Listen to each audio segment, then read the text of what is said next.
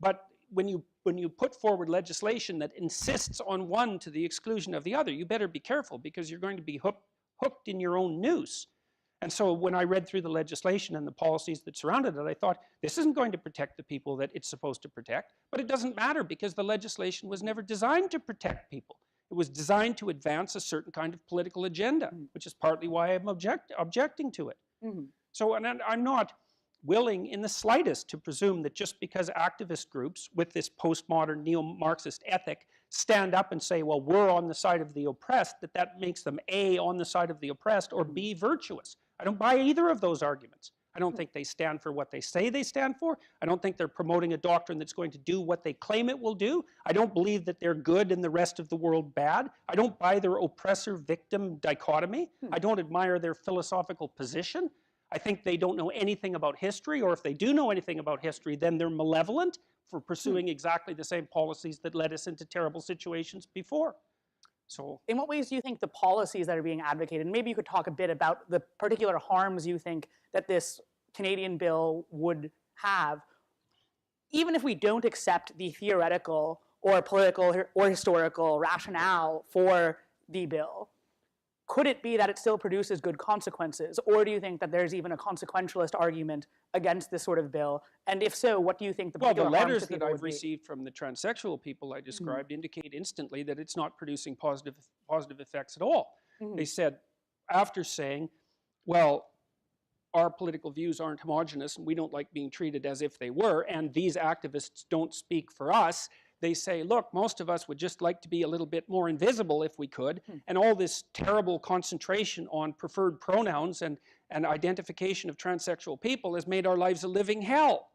Well, and no wonder, because it's hard. Imagine that you are having real trouble with your gender identity, you know, and you're a 6'1" guy and you want to transform yourself into a woman.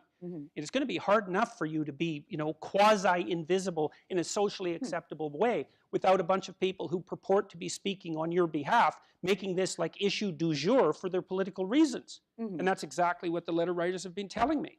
So no, I don't see that.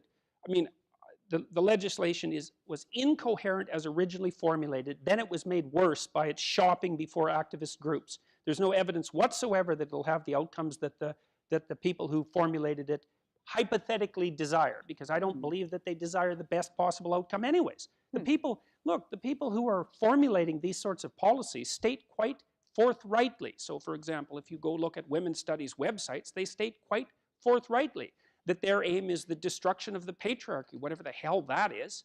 You know, I mean, and that's a good indication of the level of intellectual sophistication that goes into this sort of thinking. What is this patriarchy? Exactly. Well, what is it exactly? I mean, if we're going to talk about it, it's male domination of everything and nothing but oppression. It's like, really, that's how we're going to define our society, is it? Compared to what society, exactly? Where have people been more free than they are, for example, in this country?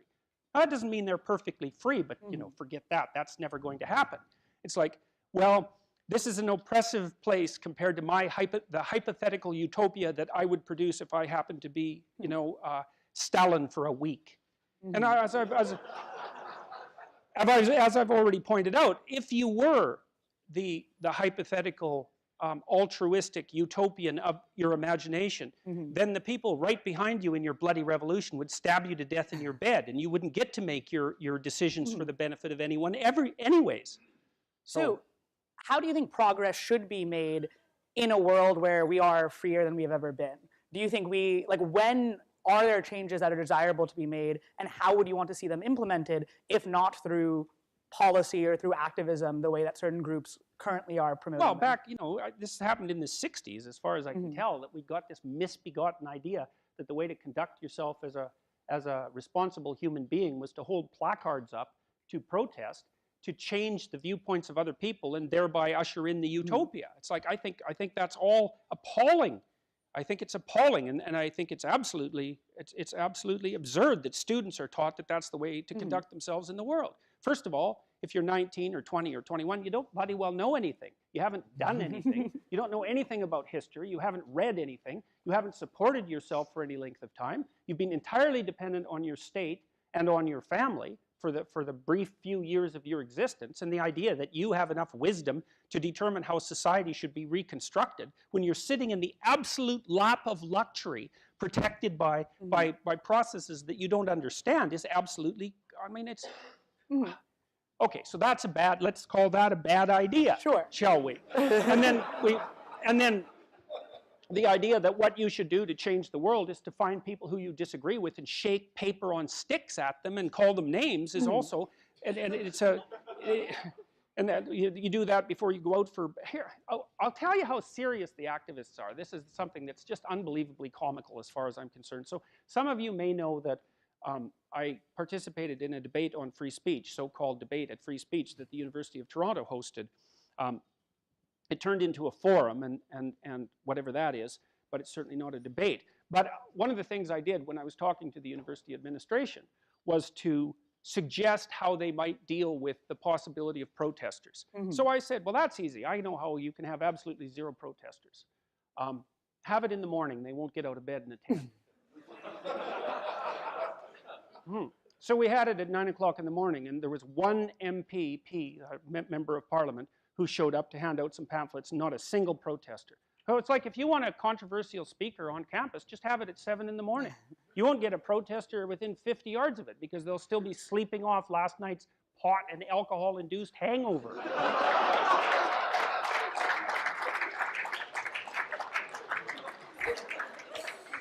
So you know, and the question was, what do I think people should do? And I'll tell you something that's been very interesting to me, and I can see it reflected here. The first thing I've noticed is that when I started putting my videos on YouTube, which was about 3 years ago, I noticed that about 85% of the people that were watching them were men.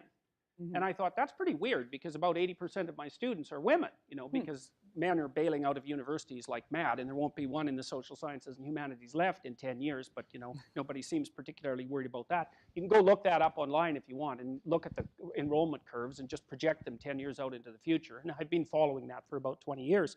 But one of the things, but online it was 85% men. I thought, wow, that's really weird and strange. And then I made these political videos, and then it's popped up to 91% men. And then I've noticed in the audiences that I've gone to talk to that it's almost all men. Now just look around here, man. It's like, what, it's got to be 90% guys in this audience. And I thought, what the hell's going on? It's weird.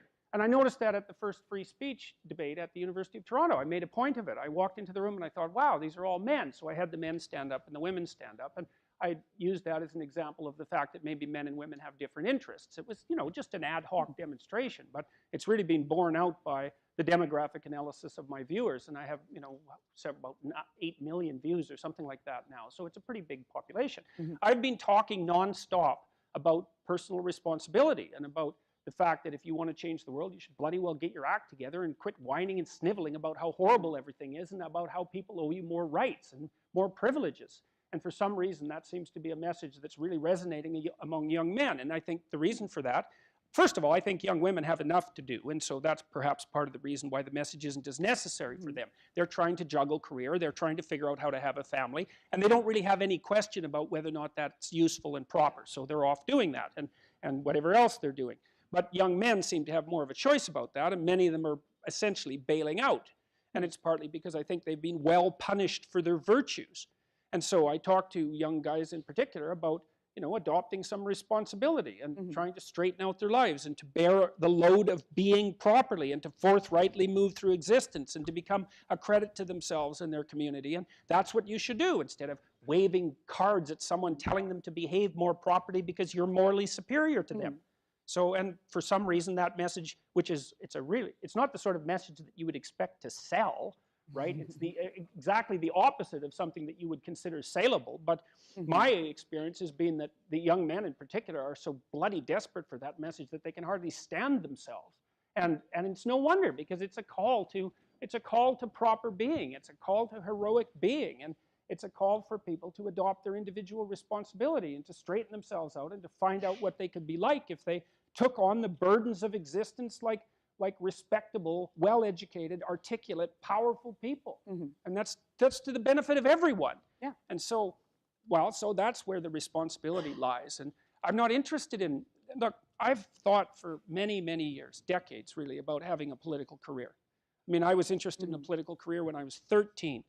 And so every 5 years or so, I've probably revisited that. But every time I revisited, I came to the same conclusion, which was that the work that I was doing that was focused on a philosophy of individual responsibility and trying to identify how that philosophy had emerged in the West over thousands of years was more important than any possible political action could be. And I still don't regard what I'm doing as political in any sense of the word. I think it's philosophical most accurately, and there's an element of it that's theological. So I think it's individual responsibility. And the meaning of life is to be found in the adoption of individual responsibility. And that's what the university should be teaching people. So, Dr. Peterson, you mentioned these ideas of responsibility, of virtue, of respect. You've, I think, detailed what you think students shouldn't do in these examples of like protests and these examples of certain types of activist tactics. What advice would you have for students? How can students make the changes that they want to make? Particularly, do you have any advice for students here? Yeah, read great books. Really, man. You've got this 4-year period that has been carved out of your lives by society. It's given you an identity, like a high quality identity, and freedom at the same time. And you're not going to get that again in your life. You've got a respectable identity, university student, and complete freedom associated with that, or as near as you're ever going to get. And you've got these unbelievable libraries that are full of the writings of people who are intelligent and articulate beyond comprehension. And you know, and you can go there and you can learn all this. And you might think, well, why should you learn it? Well, you learn it to get a job, or you learn it to get good grades, or you learn it to get a degree, and that's all nonsense. It's nonsense. The reason that you come to university to be educated is because there is nothing more powerful than someone who is articulate and who can think and speak. It's power, and I mean power of the best sort. It's authority and influence and respectability and competence. And so you come to university to craft your highest skill, and your highest skill is to be found in articulated speech. And if you're a master at formulating your arguments, you win everything. And better than that, when you win everything, everyone around you wins too. Because to transform yourself into, let's consider your transformation into something approximating the logos, it means you shine a light on the whole world. Well, there's nothing more exciting to do than that. There's nothing better you can possibly do. And to think that you're coming to university to be, you know, trained to have a job, it's like, great, that's a hell of a lot better than being unemployed and covered with Cheeto dust while you're snacking away in front of your video game in the basement. But it's not a, and I don't have anything against video games, by the way, but but it's hardly a triumphant call to being in the world, and that's what university should be calling forth. It's like, God, you people, you know, I know what Harvard students are like. I taught here for 5 years. You people are spectacular. You're spectacular. You're all capable of being world beaters. You transform yourself into something that's articulated and sensible and grounded in history and knowledgeable and wise, man. You can do anything you want, and hopefully anything you want for good. Because if you have any sense, everything you want to do would be for the good, because there's nothing more compelling or meaningful or useful in combating the tragedy of life than to struggle with all your soul on behalf of the good. And the universities have forgotten that. It's why everyone's bailing out of the humanities, and they should. The humanities are corrupt. And they're corrupt because they're not telling students this. It's so bloody obvious. It's like, learn to think, learn to speak, learn to read. It makes you a superpower, an individual superpower.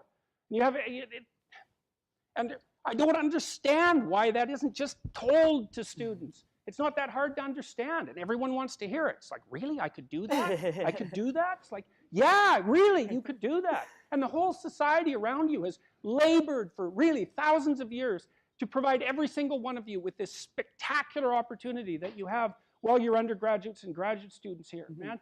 Everyone's just praying that you would come here and manifest everything that you could manifest. And that's what you should be doing, instead of waving placards and complaining about how you're oppressed, for God's sake. You see these Yale students complaining about their oppression. It just leaves me aghast. It's like, well, we're against the ruling class. It's like, no, you're baby ruling class members. You're young.